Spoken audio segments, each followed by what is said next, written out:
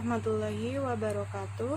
Perkenalkan, nama saya Isla Sofdanita, NIM 1705520171. Saya dari kelompok A2 Akuntansi kelas Malak.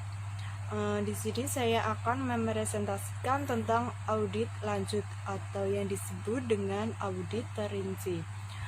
Audit tahap ini bertujuan untuk memperoleh bukti yang cukup untuk mendukung tujuan audit yang sesungguhnya, yang telah ditetapkan berdasarkan hasil review dan pengujian pengendalian manajemen. Pada tahap ini, auditor itu harus mampu mengungkapkan lebih lanjut dan menganalisis semua informasi yang berkaitan dengan tujuan audit, sehingga akhirnya dapat disusun suatu kesimpulan audit dan dibuat rekomendasi yang dapat diterima oleh objek audit. Langkah-langkah audit pada tahap ini itu meliputi yang pertama, mengumpulkan tambahan informasi latar belakang objek audit yang diperlukan. Lalu yang kedua itu memperoleh bukti-bukti yang relevan, material, dan kompeten. Lalu yang ketiga itu membuat ringkasan atas bukti yang telah diperoleh dan mengelompokkannya ke dalam kelompok kriteria, penyebab, dan akibat. Lalu yang keempat itu menyusun kesimpulan atas dasar ringkasan bukti yang diperoleh dan mengidentifikasi bahwa akibat yang ditimbulkan dari ketidaksesuaian antara kondisi dan kriteria cukup penting dan material. Kesimpulan ini itu merupakan pemantapan temuan hasil audit. Lalu yang selanjutnya itu ada mengumpulkan tambahan informasi latar belakang. Langkah ini itu menekankan pada usaha untuk mendapatkan data yang lebih lengkap dalam menganalisis aktivitas yang diaudit sebagai dasar pembuatan kesimpulan audit. Lalu data yang dibutuhkan pada tahap ini juga mungkin diperoleh dari perusahaan yang memiliki relevansi dengan kegiatan yang sedang diaudit. Dari yang dibutuhkan pada tahap ini juga mungkin diperoleh dari luar perusahaan yang memiliki relevansi dengan kegiatan yang sedang diaudit. Misalnya di sini yaitu pada audit di atas, penetapan kompensasi untuk menilai. Sementara bukti-bukti yang termasuk dalam kelompok penyebab biasanya itu berupa berbagai tindakan menyimpang atau tindakan positif yang tidak dilakukan yang merupakan sumber terjadinya ketidakekonomisan, ketidakefisienan operasi, dan ketidakefektifan pencapaian tujuan. Lalu bukti-bukti yang merupakan kelompok akibat yaitu bukti-bukti yang biasanya ditemukan terlebih dahulu. Bukti-bukti tersebut adalah hasil pengukuran antara penyebab yang terjadi dengan kriteria yang berhubungan dengan penyebab tersebut. Bukti-bukti tersebut dapat dipahami sebagai dampak dari berbagai permasalahan yang terjadi pada objek audit. Lalu yang selanjutnya itu ada pengembangan temuan dalam audit lanjut. Pengembangan temuan merupakan pengumpulan dan sintetis informasi khusus yang dianalisis karena diperkirakan akan menjadi perhatian dan berguna bagi pengguna laporan tersebut. Dengan pengembangan temuan tersebut serta rekomendasi yang akan diberikan untuk memperbaiki penyimpangan tersebut. Lalu ada beberapa hal yang harus diperhatikan auditor dalam pengembangan temuan itu, antara lain Yang pertama, pertimbangan itu harus ditekankan pada situasi dan kondisi pada saat program atau aktivitas tersebut berlangsung, bukan pada saat diaudit. Lalu yang kedua, pertimbangan atas kompleksitas dan besarnya sumber daya yang terlibat dalam program aktivitas yang diaudit. Lalu poin ketiga itu, auditor harus secara jujur dan objektif berdasarkan pertimbangan profesionalnya melakukan analisis terhadap temuan-temuan yang diperoleh pada saat audit dan menghindari pengungkapan kelemahan-kelemahan yang terjadi secara tidak logis. Lalu poin yang keempat itu, pengembangan temuan harus dilakukan secara luas dan teliti sehingga bisa menjadi besar bagi pembuatan kesimpulan dan rekomendasi secara jelas dan tepat pihak yang diaudit. Lalu selanjutnya itu ada perubahan luas dan arah pengembangan temuan. Informasi yang diperoleh selama pengembangan temuan mungkin itu mengarahkan perlunya untuk melakukan perubahan arah atau tekanan terhadap audit yang telah direncanakan atau perlu dilakukannya, perluasan atau pengurangan terhadap ruang lingkup audit tersebut. Untuk mengetahui perlunya perubahan tersebut, auditor itu harus mengawasi secara seksama terhadap perkembangan hal-hal yang mungkin merupakan temuan-temuannya.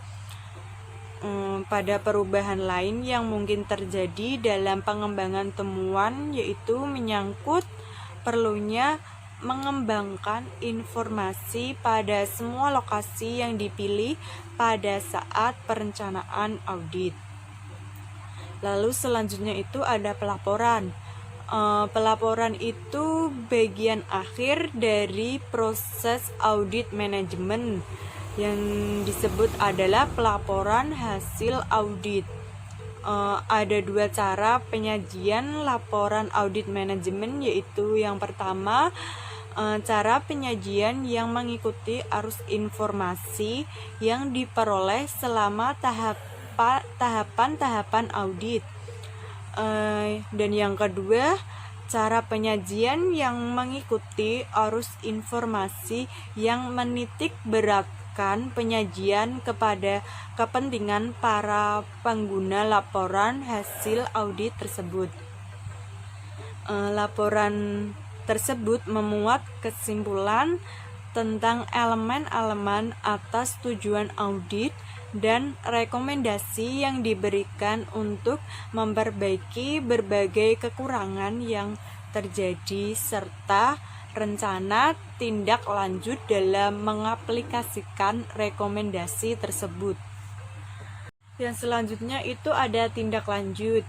Tindak lanjut yang dimaksud di sini adalah implementasi tindak lanjut atas rekomendasi yang diberikan auditor, merupakan bentuk komitmen manajemen dalam meningkatkan proses dan kinerja perusahaan atas beberapa kelemahan atau kekurangan yang masih terjadi.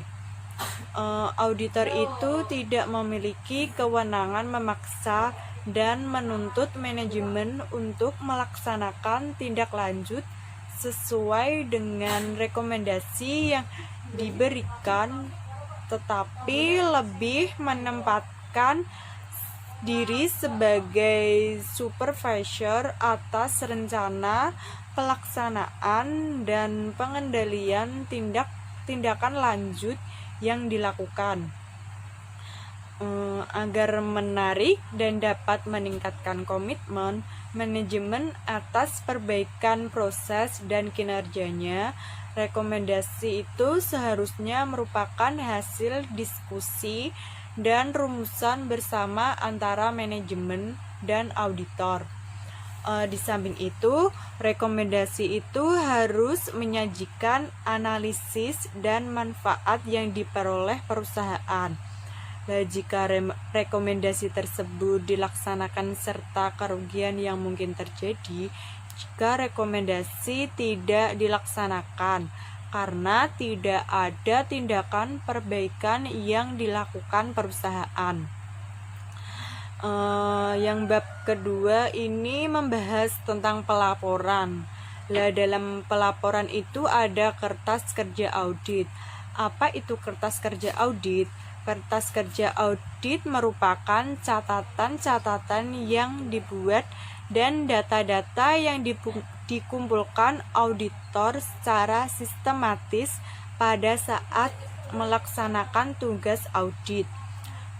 Untuk memberikan gambaran yang lengkap terhadap proses audit, kertas kerja audit itu harus mencerminkan langkah-langkah kerja audit yang ditempuh, pengujian-pengujian yang dilakukan, informasi yang diperoleh, dan kesimpulan hasil audit. Manfaat kertas kerja audit sendiri itu, setiap auditor wajib membuat kertas kerja audit pada saat melaksanakan tugas audit. Manfaat utama dan kertas kerja audit antara lain, yang pertama merupakan dasar penyusunan laporan hasil audit. Yang kedua merupakan alat bagi atasan untuk mereview dan mengawasi pekerjaan para pelaksanaan audit. Lalu yang ketiga merupakan alat pembuktian dan pelaporan hasil audit. Lalu yang keempat itu menyajikan data untuk keperluan referensi.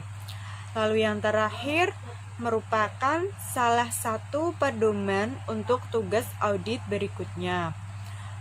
Begitu pentingnya kertas kerja audit bagi suatu penugasan audit, maka penyusunan kertas kerja audit oleh auditor itu harus memenuhi syarat-syarat antara lain lengkap, bebas dari kesalahan, yang ketiga didasarkan atas fakta dan argumentasi yang rasional, yang keempat sistematis, bersih, mudah dipahami dan diatur dengan rapi, yang kelima membuat hal-hal penting yang relevan dengan audit, yang keenam mempunyai tujuan yang jelas, dan yang ketujuh itu sedapat mungkin menghindari pekerjaan menyalin ulang, serta yang terakhir dalam setiap kertas kerja audit harus mencantumkan kesimpulan hasil audit dan komentar atau catatan review. Lalu bentuk dan kertas kerja audit itu bentuknya manajemen menekankan terhadap bagaimana menyiapkan temuan-temuan audit untuk digunakan dalam penyusunan laporan audit. Secara lebih terperinci, bentuk kertas kerja audit itu pada audit manajemen antara lain yang pertama, pada sampul kertas kerja audit itu ditulis dengan kertas kerja audit, lalu kemudian mengikuti di bawahnya yang yaitu nama objek audit. Pada nama objek audit itu ditulis nama perusahaan atau unit yang diaudit. Lalu di bawahnya itu kan ada program atau aktivitas yang diaudit. Itu tuh ditulis program atau aktivitas yang diaudit. Lalu selanjutnya itu kan ada periode audit. Pada periode audit itu ditulis periode program atau aktivitas yang diaudit. Lalu yang kedua, halaman pertama kertas kerja audit adalah daftar isi dari kertas kerja audit tersebut.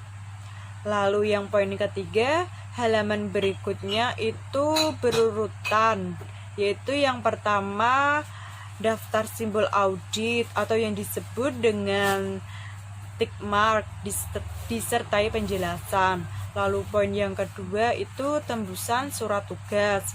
Lalu program kerja audit, terus kelompok-kelompok kertas kerja audit. Isi dan pengelompokan kertas kerja disusun antara lain. Yang pertama itu kelompok pertama ada audit pendahuluan. Dalam audit pendahuluan itu meliputi sub kelompok pertama. Dalam sub kelompok pertama itu ada program kerja audit pendahuluan. Lalu yang sub kelompok kedua itu isinya tentang hasil audit pendahuluan yang meliputi informasi umum tentang program atau aktivitas yang diaudit. Terus penelaahan berbagai peraturan dan kebijakan yang berkaitan dengan program atau aktivitas yang diaudit. Lalu yang terakhir, ikhtisar hasil temuan audit pendahuluan. Lalu kelompok yang kedua itu tentang review dan pengujian pengendalian manajemen yang meliputi subkelompok pertama. Pada subkelompok pertama itu isinya tentang program kerja audit atas review dan pengujian pengendalian manajemen yang termasuk internal kontrol kuestionari yang digunakan. Lalu pada subkelompok kedua itu isinya tentang hasil audit atas review dan pengujian pengendalian manajemen yang meliputi poin pertama itu penelaahan terhadap berbagai peraturan dan kebijakan yang berlaku pada objek audit. Lalu poin yang kedua itu ikhtisar hasil temuan audit atas review dan pengujian pengendalian manajemen. Lalu kelompok yang ketiga itu tentang audit lanjut. Pada audit lanjut itu meliputi subkelompok 1. Pada subkelompok pertama itu program audit lanjut. Terus subkelompok 2 isinya tentang hasil audit lanjut yang terdiri dari pengembangan temuan, daftar temuan rekomendasi. Lalu yang kelompok keempat itu tentang laporan hasil audit yang meliputi konsep laporan hasil audit dan tembusan laporan hasil audit. Lalu materi selanjutnya itu tentang pengorganisasian kertas kerja audit. Pengelompokan kertas kerja audit atau yang disingkat dengan KKA harus didasarkan pada sasaran utama atau subtujuan audit yang telah ditetapkan. Untuk mempermudah pengelompokan dan untuk menunjukkan dengan jelas keterkaitan masing-masing kelompok, maka dalam penyusunan kertas kerja audit perlu ditentukan sistem pemberian indeks dan sistem klasifikasi kertas kerja audit. Kertas kerja audit pada audit manajemen itu mengelompokkan bukti-bukti yang diperoleh sesuai dengan elemen tujuan audit. Dengan demikian, setiap kertas kerja audit akan menyajikan temuan kelompok, kriteria, penyebab, dan akibat, baik dalam bentuk temuan yang bersifat terperinci maupun kesimpulan untuk masing-masing elemen tujuan audit tersebut. Selanjutnya ada program kerja audit.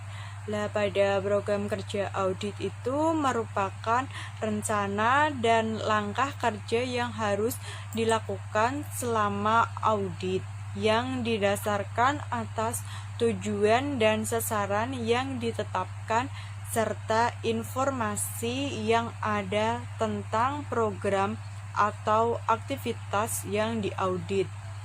Manfaat dari penyusunan program kerja audit sendiri itu antara lain yang pertama merupakan suatu rencana yang sistematis tentang setiap tahap kegiatan yang bisa dikomunikasikan kepada semua tim audit.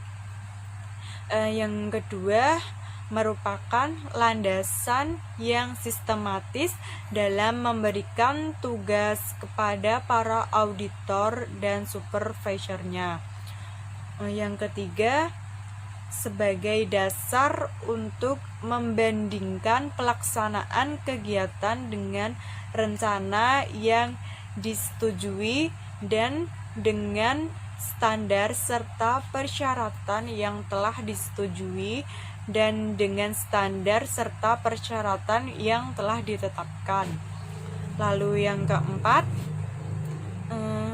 dapat membantu para auditor yang belum berpengalaman dan membiasakan mereka dengan ruang lingkup, tujuan serta langkah-langkah kegiatan audit. Lalu yang kelima, dapat membantu auditor untuk menganalisis sifat pekerjaan yang telah dikerjakan di sebelumnya. Lalu yang keenam itu dapat mengurangi kegiatan pengawasan langsung oleh supervisornya. Pada program kerja audit itu disusun untuk setiap tahapan audit yang dilakukan. Lah pada program kerja audit ini pendahuluan mencakup pengumpulan informasi umum tentang objek yang diaudit. Lah cara pelaksanaan prosedur tersebut dan sistem operasional yang diterapkan dalam perusahaan tersebut. Lah dalam tahap ini auditor itu harus melakukan pengujian pendahuluan atas informasi yang diperoleh untuk mengidentifikasi aktivitas yang masih memerlukan perbaikan. Hasil dari identifikasi tersebut kemudian dianalisis untuk menentukan informasi yang dapat berkembang menjadi tujuan audit sementara. Lalu dari bukti-bukti sementara tersebut, auditor itu kemudian menetapkan langkah-langkah kerja spesifik yang diperlukan untuk tahap audit berikutnya. Terus untuk mendukung pula tentatif atau objektif menjadi definitif atau objektif. Pada tahap pengujian ini dan review atas pengendalian manajemen, program kerja audit itu biasanya memuat langkah-langkah audit yang bertujuan untuk menemukan bagian-bagian yang mengandung kelemahan pada sistem pengendalian manajemen atau yang disingkat dengan SPM yang diterapkan oleh objek audit. Program kerja audit pada tahap ini harus memberikan panduan kepada auditor dalam pengembangan temuan yang dilakukannya. Setiap program kerja audit biasanya itu mengandung 4 hal pokok, antara lain yang pertama itu informasi pendahuluan. Lah pada informasi pendahuluan ini isinya tentang informasi latar belakang mengenai program atau aktivitas yang diaudit yang berguna bagi para auditor dalam memahami dan melaksanakan program kerja auditnya. Bagian ini itu harus disajikan seringkas-ringkasnya. Poin selanjutnya itu komentar berbagai pihak yang berkompeten berkaitan dengan tujuan audit, termasuk komentar audit sendiri. Yang kedua itu pernyataan tujuan audit yang menyajikan tentang tujuan yang ingin dicapai berkaitan dengan permasalahan yang dihadapi dan perbaikan yang diharapkan dapat tercapai. Lalu cara pendekatan audit yang dipilih. Yang terakhir, pola pelaporan itu yang dikehendaki. Lalu yang ketiga itu ada instruksi khusus. Yang keempat, langkah-langkah kerja. Pada langkah-langkah kerja tersebut memuat tentang pengarahan khusus pelaksanaan tugas audit sesuai dengan auditnya. Penyajian laporan mengikuti arus informasi. Dalam cara ini itu auditor menyajikan hasil auditnya dalam laporan berdasarkan informasi yang diperoleh sesuai dengan tahapan-tahapan yang dilakukan. Seperti diketahui, seorang auditor itu memperoleh informasi melalui tahapan-tahapan audit antara lain. Yang pertama, pengumpulan informasi latar belakang pada tahap audit pendahuluan. Lalu yang kedua, menetapkan tujuan audit yang sesungguhnya berdasarkan hasil review dan pengujian terhadap sistem pengendalian manajemen. Lalu yang ketiga, pengumpulan bukti-bukti audit dan pengembangan temuan yang berkaitan dengan tujuan audit pada tahap audit lanjutan. Lalu yang keempat itu menarik kesimpulan berdasarkan bukti-bukti audit yang berhasil dikumpulkan. Yang kelima, merumuskan rekomendasi. Lalu yang terakhir, menyatakan ruang lingkup audit yang telah dilakukan. Yang selanjutnya itu ada penyajian laporan yang menitik beratkan pada kepentingan pengguna. Penyajian dengan menggunakan cara ini itu menitik beratkan pada kepentingan para pengguna laporan hasil audit. Dalam penyajian ini, auditor itu mengikuti format yang diantaranya yang pertama informasi latar belakang, yang kedua kesimpulan audit, disertai dengan bukti-bukti yang cukup untuk mendukung kesimpulan audit. Yang ketiga, rumusan rekomendasi. Yang keempat, ruang lingkup audit. Tujuan audit manajemen yaitu untuk menemukan kekurangan-kekurangan atau kelemahan dalam pengelolaan berbagai program atau aktivitas dalam perusahaan. Biasanya pengguna laporan lebih berkepentingan pada hasil audit yang merupakan indikasi terjadinya berbagai kekurangan atau kelemahan dalam pengelolaan program atau aktivitas dalam perusahaan. Lalu, informasi latar belakang itu merupakan informasi umum tentang perusahaan dan program atau aktivitas yang diaudit. Auditor itu harus mampu memberikan gambaran umum tentang tujuan dan karakteristik perusahaan serta program yang diaudit. Terus sifat, ukuran program serta organisasi manajemen. Lalu kesimpulan dan temuan audit itu selalu dibuat berdasarkan temuan yang diperoleh pada saat melakukan audit, baik itu temuan yang berhubungan dengan kriteria, penyebab, maupun akibat. Lalu selanjutnya itu ada rumusan rekomendasi. Auditor itu harus memberikan rekomendasi kepada atasan dari pengelola program atau aktivitas yang diaudit.